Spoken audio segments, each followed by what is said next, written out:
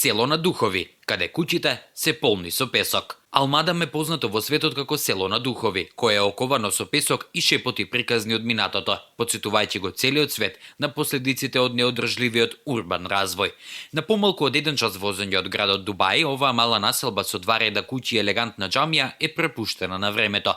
Постојат индици дека жителите можеби заминале на брзина, вратите останале широм отворени, но и нивните лични работи. Овие морничави сцени како во хорор филмовите ги потикнаа приказните дека Алмадам е село на духови каде што жителите избегале од надприродни сили.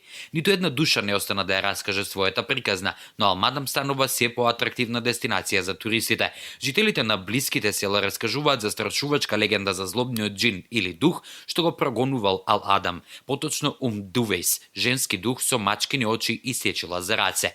Научниците не можат со сигурност да кажат зошто селото било напуштено, но како можна причина се наведуваат песочните бури кои го направиле селото непогодно за живење. Алмадам, што на арапски значи дом на вдовиците, ја плете приказната за некогаш просперитетната населба оаза, која подлегнала на забот на времето. Селото, кое е било напуштено во 20 век, е јасен сведок за опасностите од прекумерна експлоатација на природните ресурси, економските промени и несоодветното управување со отпадот.